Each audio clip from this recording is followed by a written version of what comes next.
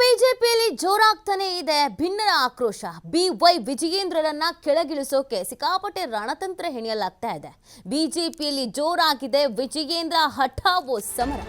ಇತ್ತ ತಮ್ಮ ಬಳಗವನ್ನ ವಿಸ್ತರಿಸೋಕೆ ರೆಬಲ್ಸ್ ನಾಯಕರು ಪ್ಲಾನ್ ಅನ್ನ ಮಾಡ್ತಾ ಇದ್ದಾರೆ. ಭಿನ್ನರ ಬಳಗಕ್ಕೆ ಸೇರ್ಪಡೆಗೊಳ್ತಾರೆ ಶ್ರೀರಾಮುಲು ಅನ್ನೋದು ಕೂಡ ಕುತೂಹಲ. ಈಗಾಗಲೇ ರಾಮುಲುರನ್ನ ಸಂಪರ್ಕಿಸಿರುವಂತ ಭಿನ್ನರು. ಮತ್ತೊಂದು ಕಡೆ ರಾಮುಲು ಬಂಡಾಯದ ಶಮನವನ್ನ ಮಾಡೋದಕ್ಕೆ ಹೈಕಮಾಂಡ್ ಕೂಡ ತಂತ್ರವನ್ನ ಹಿಡಿತಾ ಇದೆ. ಇವತ್ತು ನಡೀತಾ ಇರೋ ಬಂಡಾಯ ಸಭೆಗೆ ರಾಮುಲು ಆಗಮಿಸ್ತಾರಾ? ಎಲ್ಲರ ಚಿತ್ತ ಈಗ ಅಲ್ಲಿದೆ. ಆಗಮಿಸಿದ್ರೆ ಮುಂದಿನ ಬೆಳವಣಿಗೆ, ಆಗಮಿಸದೆ ಇದ್ರೆ ಮುಂದಿನ ಸಂಧಾನವೋ ಅಥವಾ ಅವರನ್ನ ಹೇಗೆ ಮತ್ತೆ ಬಿಜೆಪಿ ಜೊತೆಗೆ ಸೇರ್ಕೊಂಡು ಒಟ್ಟೊಟ್ಟಿಗೆ ಹೋಗೋಣ ಅಂತ ಹೇಳುವ ಮಾತುಕತೆ ಹೇಗ್ ಮಾಡ್ತಾರೋ ಅದ್ರ ಬಗ್ಗೆ ಕೂಡ ಚರ್ಚೆ. ಮಾಜಿ ಸಚಿವ ಕುಮಾರ್ ಬಂಗಾರಪ್ಪ ನಿವಾಸದಲ್ಲಿ ಸಭೆ ನಡೀತಾ ಇದೆ.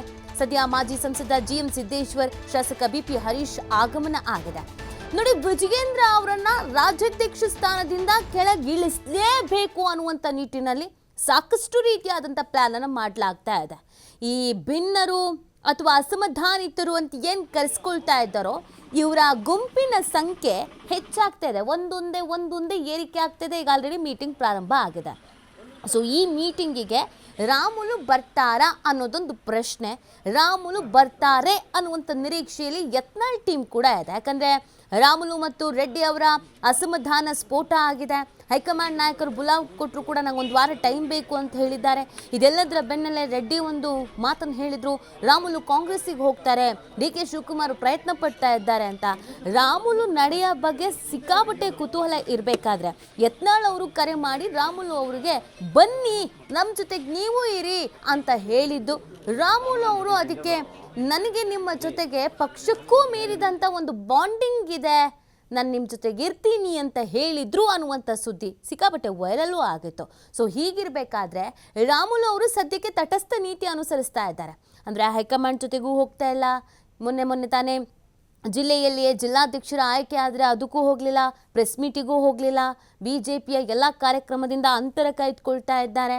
ಅವ್ರ ನಡೆ ಏನು ಅನ್ನೋದ್ರ ಬಗ್ಗೆ ಸಾಕಷ್ಟು ಕುತೂಹಲ ಇದೆ. ಇದೆಲ್ಲದರ ಬೆನ್ನಲ್ಲೇ ಇವತ್ತು ಏನು ಭಿನ್ನರ ಸಭೆ ಇದೆಯೋ ಈ ಸಭೆಗೆ ಶ್ರೀರಾಮುಲು ಆಗಮಿಸಬಹುದಾ? ಆಗಮಿಸದಾದ್ರೆ ಮುಂದಿನ ಬೆಳವಣಿಗೆಗಳು ಏನಾಗಬಹುದು? ಯತ್ನಾಳ್ ಟೀಮ್ಗೆ ಅದು ಯಾವ ಥರದೊಂದು ಬಲ ಬರಬಹುದು? ಸಹಜವಾಗಿ ಈ ಎಲ್ಲ ಕುತೂಹಲಗಳು ಕೂಡ ಇದೆ. ಯತ್ನಾಳ್ ಟೀಮ್ ಕೂಡ ಅದೇ ನಿರೀಕ್ಷೆಯಲ್ಲಿ ಇರ್ತಾರೆ, ಬರಬಹುದು ಅನ್ನುವಂಥ ನಿರೀಕ್ಷೆಯಲ್ಲಿ. ಇಂದು ಭಿನ್ನರ ಬಳಗದಿಂದ ಫೈನಲ್ ಆಗ್ತಾರ ರಾಜ್ಯಾಧ್ಯಕ್ಷರ ಅಭ್ಯರ್ಥಿ.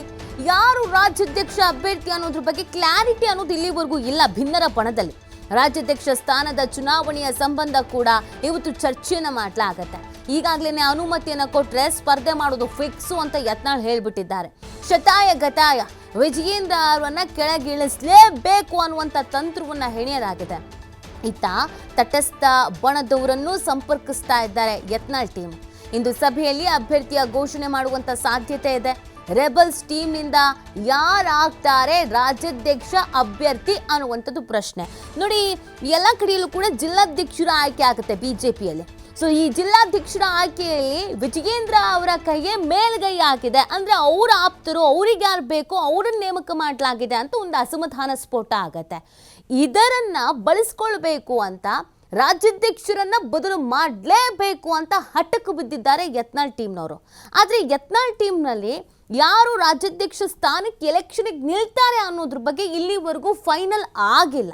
ಸೊ ಅದಕ್ಕೆ ಸಂಬಂಧಪಟ್ಟಂತೆ ಇವತ್ತು ಚರ್ಚೆಯನ್ನು ಮಾಡಲಾಗತ್ತೆ, ನಿರ್ಧಾರವನ್ನು ಕೈಗೊಳ್ಳಲಾಗುತ್ತೆ. ಯಾರು ನಿಲ್ಲಿಸಬಹುದು, ಯಾರು ನಿಂತ್ಕೊಳ್ತಾರೆ? ಒಂದು ಕಡೆಯಲ್ಲಿ ರಮೇಶ್ ಜಾರಕಿಹೊಳಿ ಅವರು ಇದ್ದಾರೆ, ಅದರ ಜೊತೆಗೆ ಯತ್ನಾಳ್ ಅವರು ಕೂಡ ಇದ್ದಾರೆ, ಹಿರಿಯ ನಾಯಕರುಗಳು ಕೂಡ ಇದ್ದಾರೆ. ಹೀಗಿರಬೇಕಾದ್ರೆ ಯಾರು ನಿಲ್ಲಿಸ್ತಾರೆ? ಯತ್ನಾಳ್ ಅವರೇ ಅಂತ ಹೇಳಿದ್ರು ಕೂಡ ಅದನ್ನು ಅಧಿಕೃತವಾಗಿ ಹೇಳಬೇಕಾಗತ್ತೆ. ಅಥವಾ ಅವ್ರ ಮಧ್ಯದಲ್ಲೂ ಏನಾದರೂ ಗೊಂದಲಗಳಿದೆಯಾ ಗೊತ್ತಿಲ್ಲ. ಸೊ ಹಾಗಾಗಿ ಸಾಕಷ್ಟು ಕುತೂಹಲಕ್ಕೆ ಕಾರಣವಾಗ್ತಾ ಇದೆ. ಒಂದು ಕಡೆಯಲ್ಲಿ ತಟಸ್ಥ ಗುಂಪು ಬೇರೆ ಇದೆ, ಯಾಕೋ ಗೊತ್ತಿಲ್ಲ. ಇದರಲ್ಲಿ ಎಲ್ಲ ಕಡೆಯಲ್ಲೂ ವಿಜಯೇಂದ್ರಂದೇ ಮೇಲುಗೈ ಆಗ್ತಿದೆ. ನಾವು ಯಾವ ಕಡೆನೂ ಹೋಗದೆ ನಮ್ಮ ಪಾಡಿಗೆ ನಾವು ಇರೋದು ಬೆಟರು, ಈಗ ಹೇಗಿದ್ದೀವೋ ಹಾಗೇ ಇರೋದು ಬೆಟರು, ಯಾವ ಗುಂಪಿನಲ್ಲೂ ಕಾಣಿಸ್ಕೊಳ್ಳೋದು ಬೇಡ, ಭಿನ್ನಮತರ ಗುಂಪಲ್ಲೂ ಕಾಣಿಸ್ಕೊಳ್ಳೋದು ಬೇಡ, ವಿಜಯೇಂದ್ರ ಅವ್ರ ಗುಂಪಲ್ಲೂ ಕಾಣಿಸ್ಕೊಳ್ಳೋದು ಬೇಡ, ನೋಡೋಣ, ಕಾದು ನೋಡೋಣ ಏನೇನಾಗುತ್ತೆ ಆಗುತ್ತೆ ಅದೆಲ್ಲ ಆಗಬಿಡ್ಲಿ ಅಂತ ಕಾಯ್ತಾ ಇರೋ ಗುಂಪು ಕೂಡ ಮಧ್ಯದಲ್ಲಿ ಇದೆ. ಸೊ ಹಾಗಾಗಿ ಬಿಜೆಪಿಯಲ್ಲಿ ಆಗ್ತಾ ಇರುವ ಈ ಎಲ್ಲ ಬೆಳವಣಿಗೆಗಳು ಸಾಕಷ್ಟು ಕುತೂಹಲಕ್ಕೆ ಕಾರಣವಾಗ್ತಾ ಇದೆ.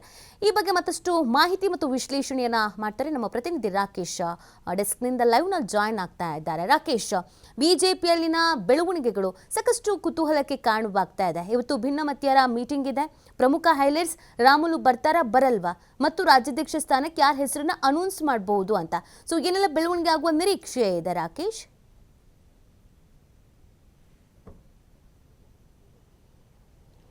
ನೀತಿ, ಇವತ್ತು ಭಿನ್ನರ ಬಣದ ಸಭೆ ಆರಂಭವಾಗಬೇಕಾಗಿದೆ. ಇನ್ನೇನು ಕೆಲವೇ ಕ್ಷಣಗಳಲ್ಲಿ ಈ ಸಭೆ ಆರಂಭವಾಗಬಹುದು ಅನ್ನುವಂಥ ನಿರೀಕ್ಷೆಯನ್ನು ಮಾಡಲಾಗ್ತಾ ಇದೆ. ಮುಂಜಾನೆ 11 ಗಂಟೆಗೆ ಸಭೆಯನ್ನು ಕರೆದಿದ್ರು ಕೂಡ ಬಹಳಷ್ಟು ನಾಯಕರು ಇನ್ನೂ ಕೂಡ ಸಭೆಯ ಜಾಗಕ್ಕೆ ಇನ್ನೂ ಬಂದಿಲ್ಲ. ಮಾಜಿ ಸಚಿವ ಕುಮಾರ್ ಬಂಗಾರಪ್ಪರವರ ನಿವಾಸದಲ್ಲಿ ಈ ಸಭೆಯನ್ನು ಆಯೋಜನೆ ಮಾಡಲಾಗ್ತಾ ಇದೆ. ಪ್ರಮುಖ ನಾಯಕರುಗಳು ಕೂಡ ಇದುವರೆಗೂ ಹಾಜರಾಗಿಲ್ಲ. ಮಾಜಿ ಕೇಂದ್ರ ಸಚಿವ GM ಸಿದ್ದೇಶ್ವರ್ ಹಾಗೆ ಹರಿಹರ ಶಾಸಕ BP ಹರೀಶ್ ಅವರು ಸಭೆಗೆ ಉಪಸ್ಥಿತರಾಗಿದ್ದಾರೆ. ಉಳಿದ ಬಸನಗೌಡ ಪಾಟೀಲ್ ಯತ್ನಾಳ್ ಅವರನ್ನು ಸೇರಿದಂತೆ ಉಳಿದ ನಾಯಕರ ಆಗಮಿಸುವಿಕೆಯನ್ನು ನಿರೀಕ್ಷೆ ಮಾಡಲಾಗ್ತಾ ಇದೆ. ಸೊ ಇವತ್ತಿನ ಸಭೆ ಬಿಜೆಪಿಯ ಭಿನ್ನರ ಪಾಲಿಗೆ ಬಹಳ ಮಹತ್ವದ್ದಾಗಿ ಪರಿಗಣಿಸ್ತಾ ಇದೆ. ಒಟ್ಟಾರೆ ಪಕ್ಷದಲ್ಲಿನ ಭಿನ್ನಮತ ಚಟುವಟಿಕೆಗಳು ಗರಿಗೆದರಿದಂದಿನಿಂದ ಇಲ್ಲಿಯವರೆಗೂ ಕೂಡ ರಾಜ್ಯಾಧ್ಯಕ್ಷರ ಬದಲಾವಣೆಯ ವಿಚಾರವನ್ನು ಮುಂಚೂಣಿಯಲ್ಲಿಟ್ಟುಕೊಂಡು ಹೋರಾಟವನ್ನು ಮಾಡಿಕೊಂಡು ಪಕ್ಷ ಸಂಘಟನೆ ವಿಚಾರದಲ್ಲೂ ಕೂಡ ತಮ್ಮನ್ನು ತೊಡಗಿಸಿಕೊಂಡಂತಹ ತಂಡ ಬಿಜೆಪಿ ಭಿನ್ನರ ಬಳಗ. ಈ ಬಳಗ ಈಗ ಅಧಿಕೃತವಾಗಿ ರಾಜ್ಯಾಧ್ಯಕ್ಷರ ಚುನಾವಣೆ ಘೋಷಣೆಯ ಸಮಯವನ್ನು ನಿರೀಕ್ಷೆ ಮಾಡ್ತಾ ಇದೆ.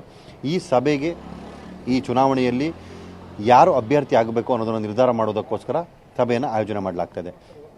ಸಭೆಯಲ್ಲಿ ಇವತ್ತಿನ ಪ್ರಮುಖ ಅಜೆಂಡವೂ ಕೂಡ ಇದೇ ಆಗಿದೆ. ಅದರ ಜೊತೆಗೆ ರಾಜ್ಯ ಉಸ್ತುವಾರಿ ನಾಯಕರಾಗಿರುವಂತಹ ರಾಧಾ ಮೋಹನ್ ದಾಸ್ ಅಗರ್ವಾಲ್ರವರ ನಡೆ ಮತ್ತು ನಿರ್ಧಾರದ ಬಗ್ಗೆಯೂ ಕೂಡ ಭಿನ್ನರ ತಂಡ ಆಕ್ಷೇಪವನ್ನು ಹೊಂದಿತ್ತು. ಈ ಭಿನ್ನರ ಬಳಗಕ್ಕೆ ಮತ್ತಷ್ಟು ಜನ ಸೇರ್ಪಡೆಯಾಗುವುದಕ್ಕೆ ಅವಕಾಶವನ್ನು ಮಾಡಿಕೊಟ್ಟಿದ್ದು ಕೂಡ ಈ ನಿರ್ಧಾರ. ರಾಧಾ ಮೋಹನ್ ದಾಸ್ ಅಗರ್ವಾಲ್ರವರು ಬಿಜೆಪಿಯ ರಾಜ್ಯಾಧ್ಯಕ್ಷರ ಪರವಾಗಿ ತಮ್ಮ ಲಾಬಿಯನ್ನು ನಡೆಸ್ತಾ ಇದ್ದಾರೆ. ಪ್ರತಿ ಹಂತದಲ್ಲೂ ಕೂಡ ಅವರನ್ನು ಸಮರ್ಥನೆ ಮಾಡಿಕೊಳ್ತಿದ್ದಾರೆ. ರಾಜ್ಯ ಪ್ರವಾಸವನ್ನು ಮಾಡದ, ರಾಜ್ಯ ಸಂಘಟನೆಯ ಸ್ಟ್ರಕ್ಚರನ್ನು ಅರಿಯದಂತಹ ವ್ಯಕ್ತಿಗೆ ಈ ಜವಾಬ್ದಾರಿ ಕೊಟ್ಟಿರೋದ್ರಿಂದಾಗಿ ಈ ರೀತಿ ಸಮಸ್ಯೆಗಳು ಎದುರಾಗ್ತಾ ಇದೆ ಅನ್ನುವಂತಹ ಗಂಭೀರ ಆರೋಪವನ್ನು ಈ ಹಿಂದಿನಿಂದಲೂ ಕೂಡ ಭಿನ್ನರ ಬಳಗ ಮಾಡ್ತಾ ಇತ್ತು. ಸೊ ಕಳೆದ ಕೋರ್ ಕಮಿಟಿ ಸಭೆಯಲ್ಲೂ ಕೂಡ ಇದಕ್ಕೆ ಸಂಬಂಧಪಟ್ಟ ಹಾಗೆ ವ್ಯತಿರಿಕ್ತವಾದಂತಹ ಸನ್ನಿವೇಶ ನಿರ್ಮಾಣವಾಗಿ ಸಭೆಯೊಳಗೂ ಗದ್ದಲ ಗೊಂದಲದ ವಾತಾವರಣ ನಿರ್ಮಾಣವಾಗಿತ್ತು. ಅಲ್ಲಿ ಮಾಜಿ ಸಚಿವ ಶ್ರೀರಾಮುಲು ಅವರು ತಮ್ಮ ಅಸಮಾಧಾನವನ್ನು ಪ್ರದರ್ಶನ ಮಾಡಿದ್ದು, ಅವರು ಭಿನ್ನರ ಬಳಗಕ್ಕೆ ಈಗ ಸಪೋರ್ಟ್ ನೀಡುತ್ತಿರುವುದು ಎಲ್ಲವೂ ಕೂಡ ಬಿಜೆಪಿಯ ಭಿನ್ನಮತೀಯ ಚಟುವಟಿಕೆಗಳಿಗೆ ಮತ್ತಷ್ಟು ಬಲವನ್ನು ಕೊಟ್ಟಂತಾಗಿದೆ.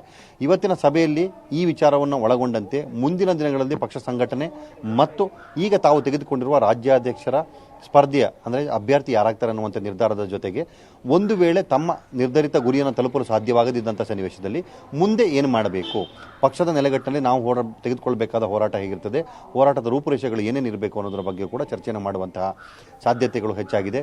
ಸೊ ಸಭೆ ಆರಂಭವಾದ ಬಳಿಕ ಇವಕ್ಕೆಲ್ಲವೂ ಕೂಡ ಸ್ಪಷ್ಟ ಚಿತ್ರಣ ಸಿಗಲಿದೆ. ಸದ್ಯದ ಪರಿಸ್ಥಿತಿಯಲ್ಲಿ ರಾಜ್ಯಾಧ್ಯಕ್ಷರ ವಿಚಾರದಲ್ಲಿ ಈಗ ರಾಜ್ಯಾಧ್ಯಕ್ಷರ ಬಣದ ಮೇಲುಗೈ ಸಾಧ್ಯತೆಗಳು ಹೆಚ್ಚಾಗ್ತಾ ಇದೆ.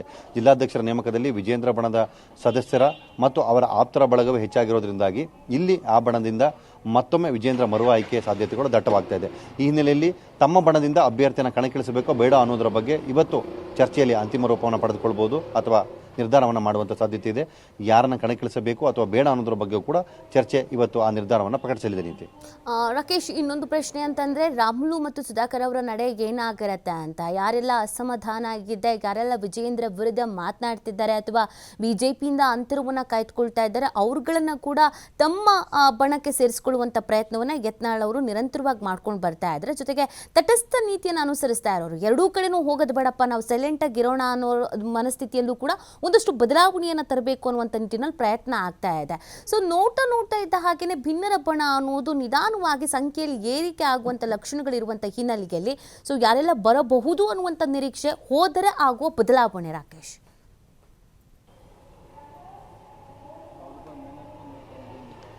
ನೀತಿ, ಇದುವರೆಗೂ ಕೂಡ ರಾಮುಲು ಮತ್ತು ಸುಧಾಕರ್ ಅವರ ವಿಚಾರದಲ್ಲಿ ಯಾವುದೇ ಸ್ಪಷ್ಟ ಚಿತ್ರಣ ಸಿಕ್ಕಿಲ್ಲ. ಅಂದರೆ ಸಭೆಗೆ ಬರುವ ವಿಚಾರದಲ್ಲಿ ಅವರು ತಮ್ಮ ಉಪಸ್ಥಿತಿಯ ಬಗ್ಗೆ ಇನ್ನೂ ಸ್ಪಷ್ಟೀಕರಣವನ್ನು ಕೊಟ್ಟಿಲ್ಲ. ಆದರೆ ಇದಕ್ಕೂ ಮೊದಲು ನಡೆದಂತಹ 2-3 ಬಾರಿಯ ದೂರವಾಣಿ ಮಾತುಕತೆ ವೇಳೆಯಲ್ಲಿ ನಿಮ್ಮ ಸಭೆಗಳಿಗೆ ನಮ್ಮ ಪರೋಕ್ಷ ಬೆಂಬಲ ಇದೆ ಅನ್ನುವಂಥ ಮಾತನ್ನು ಅವರು ಹೇಳ್ಕೊಂಡಿದ್ದಾರೆ.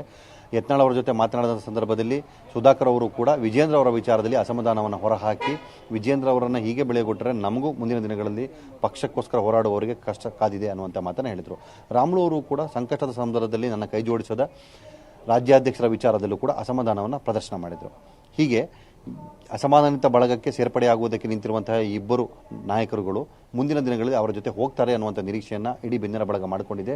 ಇವತ್ತಿನ ಸಭೆಗೆ ಹಾಜರಾಗಬಹುದು ಅನ್ನುವಂಥ ನಿರೀಕ್ಷೆಯನ್ನು ಮಾಡಿದ್ರು ಕೂಡ ಅವರ ಉಪಸ್ಥಿತಿ ಬಗ್ಗೆ ಇನ್ನೂ ಸ್ಪಷ್ಟೀಕರಣ ಸಿಕ್ಕಿಲ್ಲ. ಹಾಗಾಗಿ ಮುಂದಿನ ದಿನಗಳಲ್ಲಿ ಅವರು ಹೋರಾಟದಲ್ಲಿ ಭಾಗಿಯಾಗಬಹುದು, ತಮ್ಮ ಬೆನ್ನಿನ ಬಳಗದ ಭಾಗವಾಗಬಹುದು ಅನ್ನುವಂಥ ನಿರೀಕ್ಷೆಯನ್ನು ಮಾಡಲಾಗ್ತಾ ಇದೆ. ನೀತಿ. ಓಕೆ, ಥ್ಯಾಂಕ್ ಯು ರಾಕೇಶ್ ತಮ್ಮ ಡೀಟೇಲ್ಸ್ಗಾಗಿ.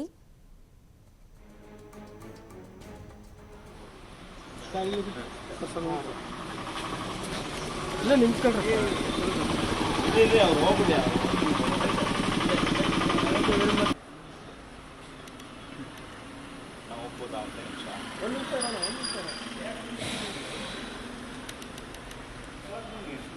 ಬರ್ತೀವಿ.